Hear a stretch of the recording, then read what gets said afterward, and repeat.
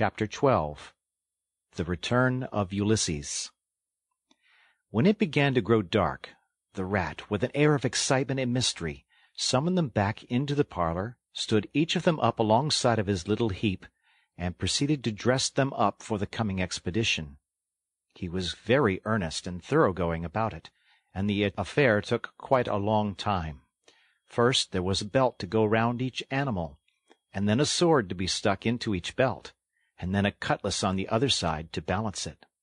Then a pair of pistols, a policeman's truncheon, several sets of handcuffs, some bandages and sticking plaster, and a flask and a sandwich case. The Badger laughed good-naturedly and said, "All right, Ratty. It amuses you, and it doesn't hurt me. I'm going to do all I've got to do with this here stick."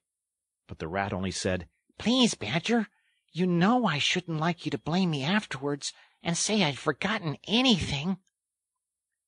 When all was quite ready, the Badger took a dark lantern in one paw, grasped his great stick with the other, and said, "Now then, follow me. Mole first, 'cause I'm very pleased with him. Rat next, Toad last. And look here, Toady, don't you chatter so much as usual, or you'll be sent back as sure as fate." The Toad was so anxious not to be left out that he took up the inferior position assigned to him without a murmur, and the animals set off.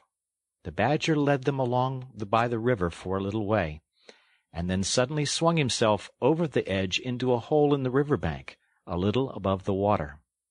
The Mole and the Rat followed silently, swinging themselves successfully into the hole as they had seen the Badger do. But when it came to Toad's turn, of course he managed to slip and fall into the water with a loud splash and a squeal of alarm. He was hauled out by his friends, rubbed down and wrung out hastily, comforted, and set on his legs. But the Badger was seriously angry, and told him that the very next time he made a fool of himself, he would most certainly be left behind. So at last they were in the secret passage, and the cutting-out expedition had really begun. It was cold and dark and damp and low and narrow, and poor Toad began to shiver, partly from dread of what might be before him, partly because he was wet through. The lantern was far ahead, and he could not help lagging behind a little in the darkness. Then he heard the Rat call out warningly, "Come on, Toad!" and a terror seized him of being left behind, alone in the darkness, and he came on with such a rush that he upset the Rat into the Mole, and the Mole into the Badger, and for a moment all was confusion. The Badger thought they were being attacked from behind, and as there was no room to use a stick or a cutlass, drew a pistol, and was on the point of putting a bullet into Toad. When he found out what had really happened, he was very angry indeed, and said, "Now this time that tiresome Toad shall be left behind." But Toad whimpered, and the other two promised that they would be answerable for his good conduct, and at last the Badger was pacified, and the procession moved on. Only this time the Rat brought up the rear with a firm grip on the shoulder of Toad. So they groped and shuffled along, with their ears pricked up and their paws on their pistols, till at last the Badger said, "We ought by now to be pretty nearly under the hall." Then suddenly they heard, far away as it might be, and yet apparently nearly over their heads, a confused murmur of sound, as if people were shouting and cheering and stamping on the floor and hammering on tables. The Toad's nervous terrors all returned, but the Badger only remarked placidly, "They are going it, the Weasels." The passage now began to slope upwards. They groped onward a little further, and then the noise broke out again, quite distinct this time, and very close above them. "Hooray, hooray, hooray, hooray!" they heard, and the stamping of little feet on the floor, and the clinking of glasses as little fists pounded on the table. "What a time they're having," said the Badger. "Come on!" They hurried along the passage till it came to a full stop, and they found themselves standing under the trap-door that led up into the butler's pantry. Such a tremendous noise was going on in the banqueting hall that there was little danger of their being overheard. The Badger said, "Now, boys, all together!" and the 4 of them put their shoulders to the trapdoor and heaved it back. Hoisting each other up, they found themselves standing in the pantry, with only a door between them and the banqueting hall, where their unconscious enemies were carousing. The noise, as they emerged from the passage, was simply deafening. At last, as the cheering and hammering slowly subsided, a voice could be made out saying, "Well, I do not propose to detain you much longer." Great applause. "But before I resume my seat," Renewed cheering. "I should like to say one word about our kind host, Mr. Toad. We all know Toad." Great laughter. "Good Toad, modest Toad, honest Toad." Shrieks of merriment. "Only just let me get at him," muttered Toad, grinding his teeth. "Hold hard a minute," said the Badger, restraining him with difficulty. "Get ready, all of you." "Let me sing you a little song," went on the voice, "which I have composed on the matter of Toad." Prolonged applause. Then the Chief Weasel, for it was he, began in a high, squeaky voice. "Toady went a-pleasuring gaily down the street." The Badger drew himself up, took a firm grip of his stick with both paws, glanced round at his comrades, and cried, "The hour is come! Follow me!" and flung the door open wide. My! What a squealing and a squeaking and a screeching filled the air! Well might the terrified weasels dive under the tables and spring madly up at the windows. Well might the ferrets rush wildly for the fireplace and get hopelessly jammed in the chimney. Well might tables and chairs be upset and glass and china be sent crashing on the floor in the panic of that terrible moment when the 4 heroes strode wrathfully into the room. The mighty Badger, his whiskers bristling, his great cudgel whistling through the air. Mole, black and grim, brandishing his stick and shouting his awful war cry, "A mole! A mole!" Rat, desperate and determined, his belt bulging with weapons of every age and every variety. Toad, frenzied with excitement and injured pride, swollen to twice his ordinary size, leaping into the air and emitting toad whoops that chilled them to the marrow. "Toady went a-pleasuring," he yelled. "I'll pleasure 'em!" And he went straight for the Chief Weasel. There were but 4 in all, but to the panic-stricken weasels the hall seemed full of monstrous animals, gray, black, brown, and yellow, whooping and flourishing enormous cudgels, and they broke and fled with squeals of terror and dismay, this way and that, through the windows, up the chimney, anywhere to get out of reach of those terrible sticks. The affair was soon over. Up and down the whole length of the hall strode the 4 friends, whacking with their sticks at every head that showed itself, and in 5 minutes the room was cleared. Through the broken windows the shrieks of terrified weasels escaping across the lawn were borne faintly to their ears. On the floor lay prostrate some dozen or so of the enemy, on whom the mole was busily engaged in fitting handcuffs. The Badger, resting from his labors, leant on his stick and wiped his honest brow. "Mole," he said, "you're the best of fellows. Just cut along outside and look after those stoat sentries of yours and see what they're doing. I've an idea that, thanks to you, we shan't have much trouble from them tonight." The mole vanished promptly through a window, and the Badger bade the other 2 set a table on its legs again, pick up knives and forks and plates and glasses from the debris on the floor, and see if they could find materials for a supper. "I want some grub, I do," he said in that rather common way he had of speaking. "Stir your stumps, Toad. Look lively. You've got your house back for you, and you don't offer us so much as a sandwich." Toad felt rather hurt that the Badger didn't say pleasant things to him, as he had to the mole, and tell him what a fine fellow he was, and how splendidly he had fought, for he was rather particularly pleased with himself and the way he had gone for the Chief Weasel and sent him flying across the table with one blow of his stick. But he bustled about, and so did the Rat, and soon they found some guava jelly in a glass dish, and a cold chicken, a tongue that had hardly been touched, some trifle, and quite a lot of lobster salad. And in the pantry they came across a basket full of French rolls and any quantity of cheese, butter, and celery. They were just about to sit down when the mole clambered in through the window, chuckling, with an armful of rifles. "It's all over," he reported. "From what I can make out, as soon as the stoats, who were very nervous and jumpy already, heard the shrieks and the yells and the uproar inside the hall, some of them threw down their rifles and fled. The others stood fast for a bit, but when the weasels came rushing out upon them, they thought they were betrayed, and the stoats grappled with the weasels, and the weasels fought to get away, and they wrestled and wriggled and punched each other, and rolled over and over till most of them rolled into the river. They've all disappeared by now, one way or other, and I've got their rifles, so that's all right."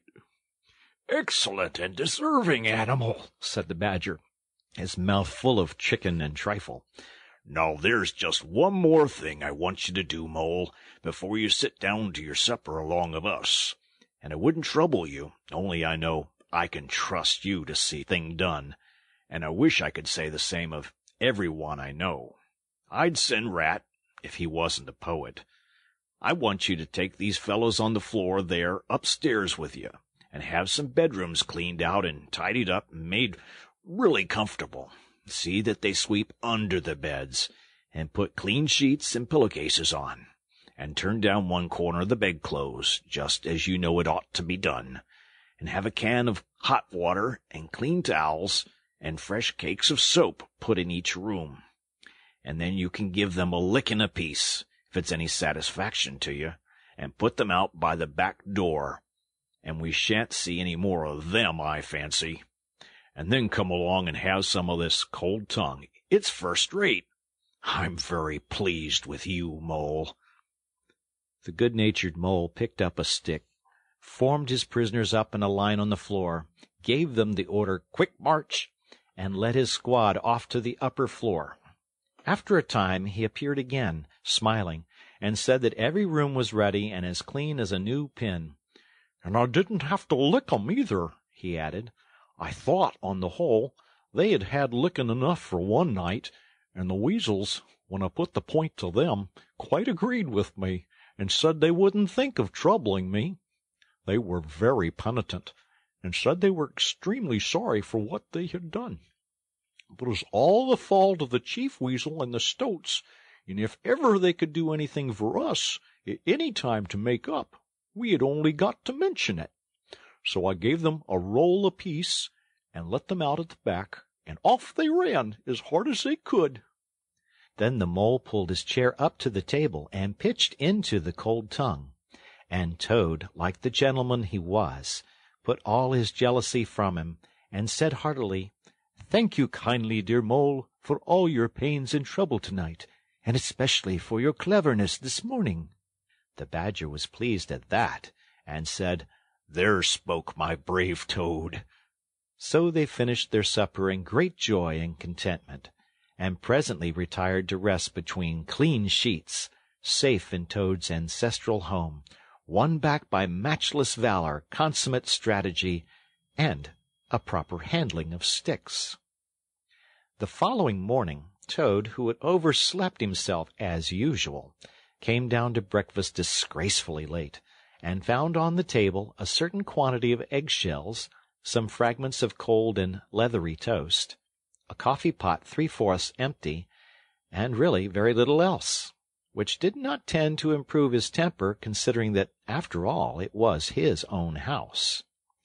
Through the French windows of the breakfast-room he could see the Mole and the Water-Rat sitting in wicker chairs out on the lawn, evidently telling each other stories, roaring with laughter and kicking their short legs up in the air. The Badger, who was in an armchair and deep in the morning paper, merely looked up and nodded when Toad entered the room. But Toad knew his man, so he sat down and made the best breakfast he could, merely observing to himself that he would get square with the others sooner or later.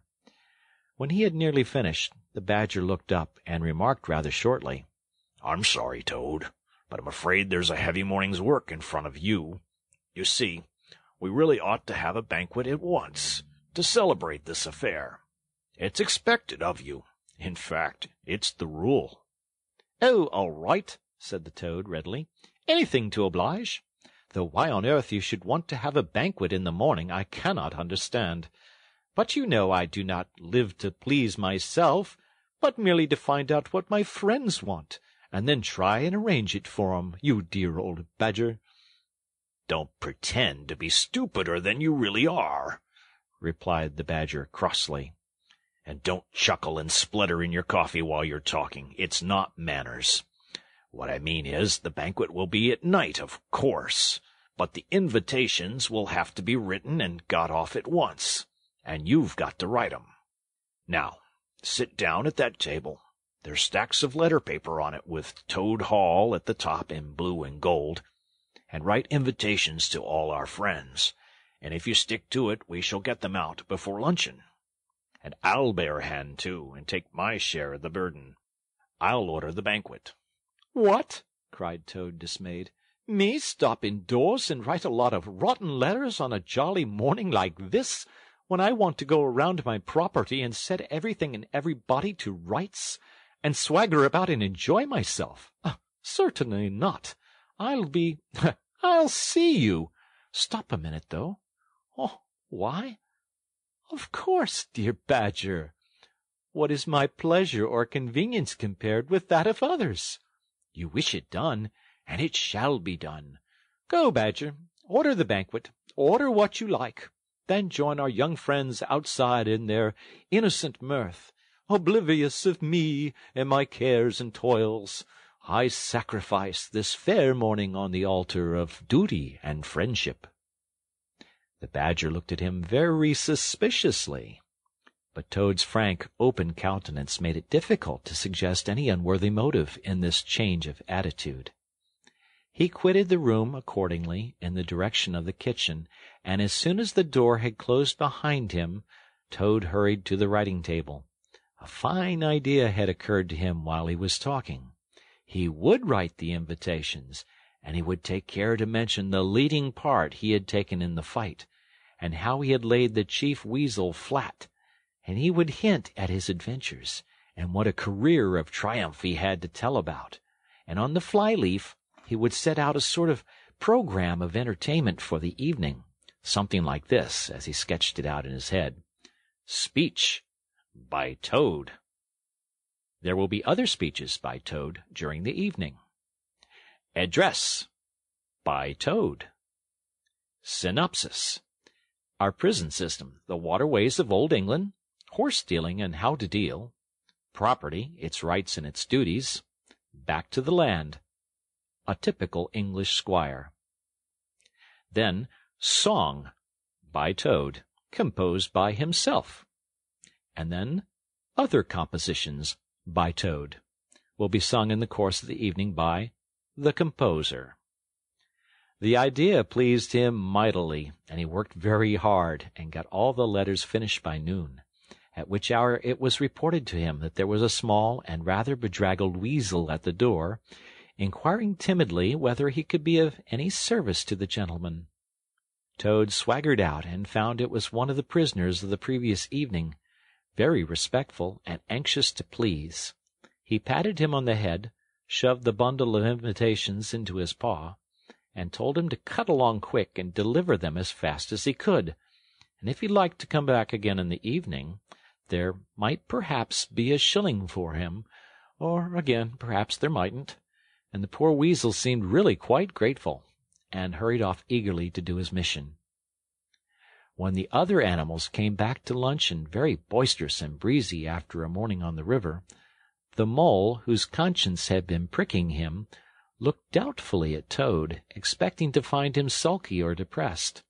Instead, he was so uppish and inflated that the mole began to suspect something, while the rat and the badger exchanged significant glances. As soon as the meal was over, Toad thrust his paws deep into his trouser pockets, remarked casually, "Well, look after yourselves, you fellows. Ask for anything you want." and was swaggering off in the direction of the garden, where he wanted to think out an idea or two for his coming speeches, when the rat caught him by the arm. Toad rather suspected what he was after, and did his best to get away, but when the badger took him firmly by the other arm, he began to see that the game was up. The two animals conducted him between them into the small smoking-room that opened out of the entrance hall, shut the door, and put him into a chair. Then they both stood in front of him, while Toad sat silent and regarded them with much suspicion and ill humor. "Now look here, Toad," said the rat. "It's about this banquet, and very sorry I am to have to speak to you like this. But we want you to understand clearly, once and for all, that there are going to be no speeches and no songs. Try and grasp the fact on this occasion. We're not arguing with you. We're just telling you." Toad saw that he was trapped. They understood him. They saw through him. They had got ahead of him. His pleasant dream was shattered. "Mayn't I sing just one little song?" he pleaded piteously. "No, not one little song," replied the rat firmly, though his heart bled as he noticed the trembling lip of the poor, disappointed Toad. "It's no good, Toady. You know well that your songs are all conceit and boasting and vanity, and your speeches are all self-praise, and, well, and gross exaggeration, and— And gas, put in the badger in his common way. "It's for your own good, Toady," went on the rat. "You know you must turn over a new leaf sooner or later, and now seems a splendid time to begin, a sort of turning point in your career. Please don't think that saying all this doesn't hurt me more than it hurts you." Toad remained a long while plunged in thought. At last he raised his head, and the traces of strong emotion were visible on his features. "You have conquered, my friends," he said in broken accents. "It was, to be sure, but a small thing that I asked. Merely leave to blossom and expand for yet one more evening, to let myself go, and hear the tumultuous applause that always seems to me, somehow, to bring out my best qualities. However, you are right, I know, and I am wrong. Henceforth I will be a very different Toad. My friends, you shall never have occasion to blush for me again. But, oh dear, this is a hard world." And pressing the handkerchief to his face, he left the room with faltering footsteps. "Badger," said the rat, "I feel like a brute. I wonder what you feel like." "Oh, I know," said the badger gloomily. "But the thing had to be done. This good fellow has got to live here, and hold his own, and be respected. Would you have him a common laughing-stock, mocked and jeered at by stoats and weasels?" "Of course not," said the rat. "And talking of weasels, it's lucky we came upon that little weasel, just as he was setting out with Toad's invitations. I suspected something from what you told me, and had a look at one or two. They were simply disgraceful. I confiscated the lot, and the good mole is now sitting in the blue boudoir, filling up plain, simple invitation cards." At last the hour for the banquet began to draw near, and Toad, who on leaving the others had retired to his bedroom, was still sitting there, melancholy and thoughtful. His brow resting on his paw, he pondered long and deeply. Gradually his countenance cleared, and he began to smile long, slow smiles. Then he took to giggling in a shy, self-conscious manner. At last he got up, locked the door, drew the curtains across the windows, collected all the chairs in the room and arranged them in a semicircle, and took up his position in front of them, swelling visibly. Then he bowed, coughed twice, and letting himself go, with uplifted voice he sang, to the enraptured audience that his imagination so clearly saw. Toad's last little song. The toad came home. There was panic in the parlors and bowling in the halls. There was crying in the cowsheds and shrieking in the stalls when the toad came home. When the toad came home. There was smashing in of window and crashing in of door. There was chivying of weasels that fainted on the floor when the toad came home. Bang go the drums, the cannon they are shooting, and the soldiers are saluting. The trumpeters are tooting, and the motor cars are hooting as the hero comes. Shout, hooray! And let each one of the crowd try and shout it very loud in honor of an animal of whom you're justly proud. For it's Toad's great day. He sang this very loud, with great unction and expression, and when he had done, he sang it all over again. Then he heaved a deep sigh, a long, long, long sigh.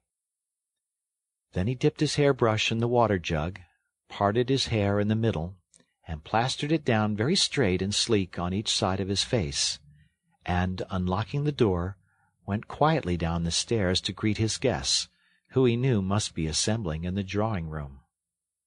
All the animals cheered when he entered, and crowded round to congratulate him and say nice things about his courage and his cleverness and his fighting qualities.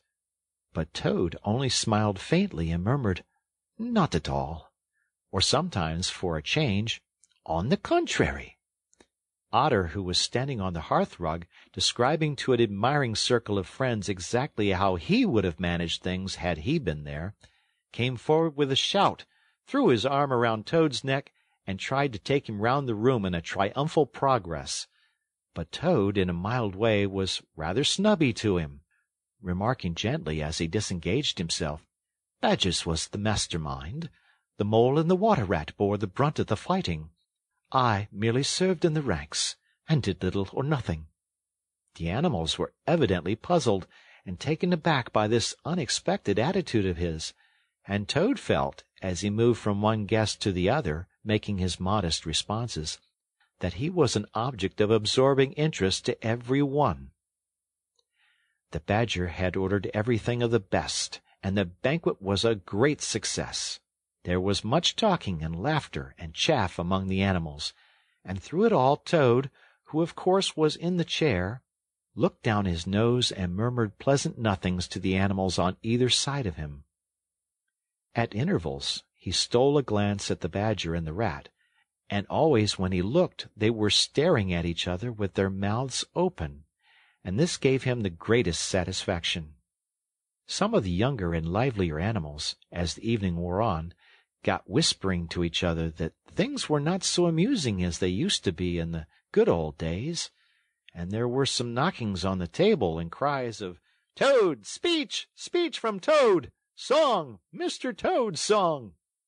But Toad only shook his head gently, raised one paw in mild protest, and by pressing delicacies on his guest, by topical small talk, and by earnest inquiries after members of their families not yet old enough to appear at social functions, managed to convey to them that this dinner was being run on strictly conventional lines. He was indeed an altered Toad. After this climax, the four animals continued to lead their lives, so rudely broken in upon by civil war, in great joy and contentment, undisturbed by further risings or invasions. Toad, after due consultation with his friends, selected a handsome gold chain and locket set with pearls, which he dispatched to the jailer's daughter with a letter that even the Badger admitted to be modest, grateful, and appreciative. And the engine-driver, in his turn, was properly thanked and compensated for all his pains and trouble. Under severe compulsion from the Badger, even the bargewoman was, with some trouble, sought out, and the value of her horse discreetly made good to her, though Toad kicked horribly at this, holding himself to be an instrument of fate sent to punish fat women with mottled arms who couldn't tell a real gentleman when they saw one. The amount involved, it was true, was not very burdensome, the gypsy's valuation being admitted by local assessors to be approximately correct. Sometimes, in the course of long summer evenings, the friends would take a stroll together in the wild wood, now successfully tamed so far as they were concerned, and it was pleasing to see how respectfully they were greeted by the inhabitants, and how the mother weasels would bring their young ones to the mouths of their holes and say, pointing, "Look, baby, there goes the great Mr. Toad, and that's the gallant water-rat, a terrible fighter, walking along of him. And yonder comes the famous Mr. Mole, of whom you so often have heard your father tell." But when their infants were fractious and quite beyond control, they would quiet them by telling how, if they didn't hush them and not fret them, the terrible gray Badger would up and get them. This was a base libel on Badger, who, though he cared little about society, was rather fond of children, but it never failed to have its full effect. This is the end of the book, The Wind in the Willows.